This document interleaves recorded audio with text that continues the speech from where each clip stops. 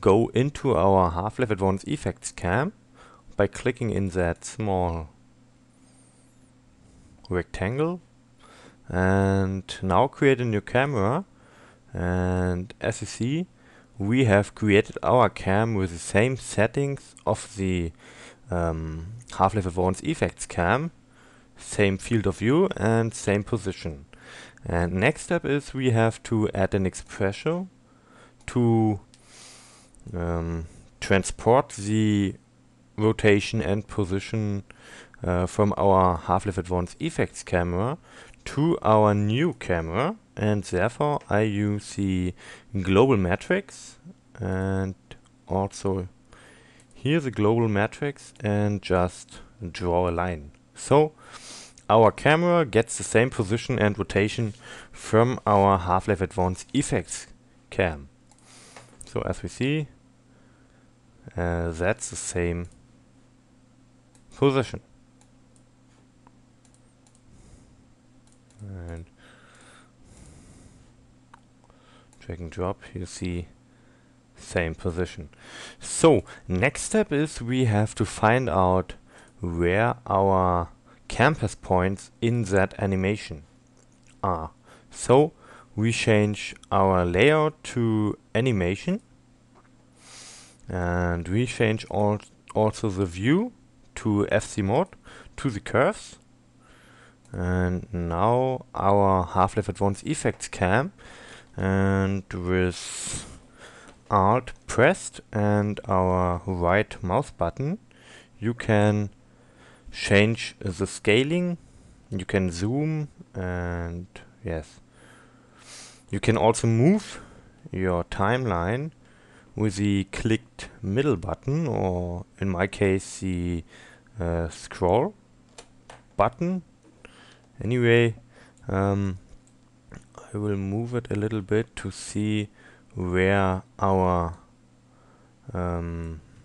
points are. So as we see in that picture, you see our cam was standing before we captured. So that part is the in-eye view of that one player, and at this point he switched to our Campath. So our Campath starts here, and we click now on our camera, on our new camera, and click on the keyframe button. So we created a keyframe at that point for our new cam.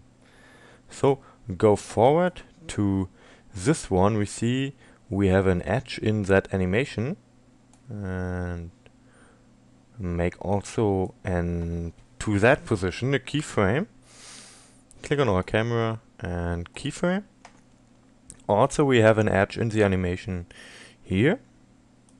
Maybe I will scale it a little bit.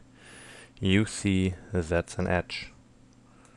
So go to that point and make a keyframe. So moment, last one is, as you see here, that's the last screen after our Campath, and that's our Campath. So also here we make our last keyframe, and now we can change to the standard layout and can now delete our expressor tag. So if we watch the animation, you see our green camera, the new one, the smooth one, is a little bit slower. It starts very slow and it's very smooth. So that's automatically because we have a spline in the animation of every keyframe. You see interpolation spline and not linear or something.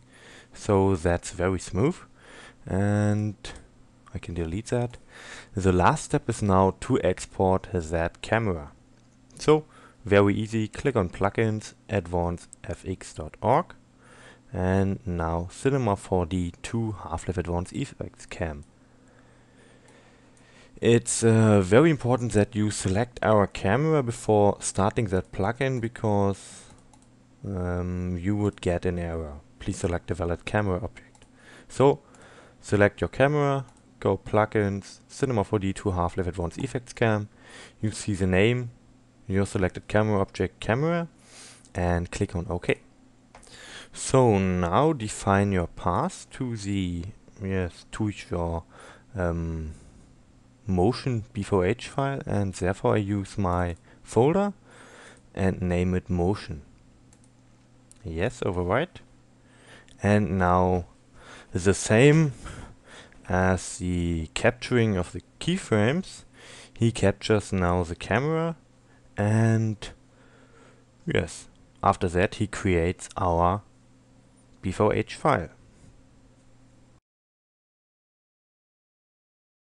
So as you see, it finished, motion b4h created, and if we look in our folder we have the motion b4h file.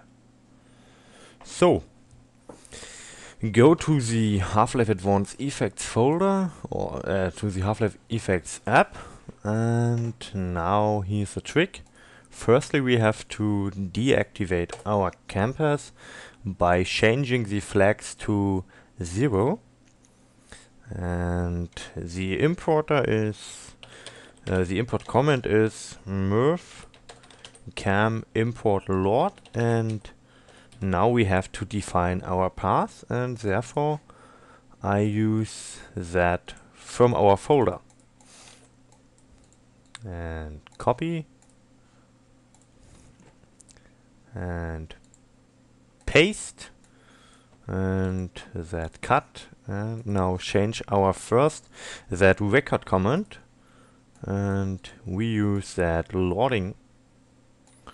So he will load the motion, and that's we can change to msthavoc cam import end,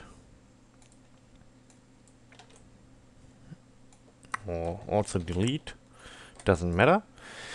Anyway, we click on start, go to, and click on play.